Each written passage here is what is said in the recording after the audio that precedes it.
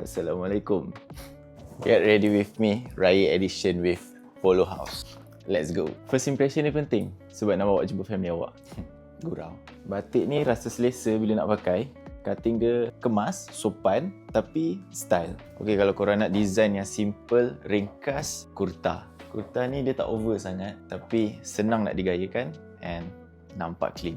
Kena ada kurta. Kalau korang nak nampak lebih smart, kurta ni dia simple juga tapi style. Nampak beza sangat bila pakai baju Johor Teluk Belanga dengan samping instant.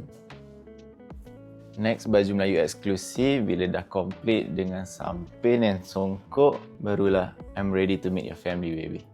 2026 yang ni paling praktikal. Samping instant. Nak pakai cepat, kemas, cantik, nak gerak pun senang. Comel juga bila dapat sampul raya limited edition ni. Boleh terus pakai isi duit raya. Sekarang pun tengah ada beberapa deals dekat Polo House. Kalau ada rezeki sikit, bolehlah upgrade outfit raya. For more info and latest update, follow je Polo House Official dekat social media. Assalamualaikum.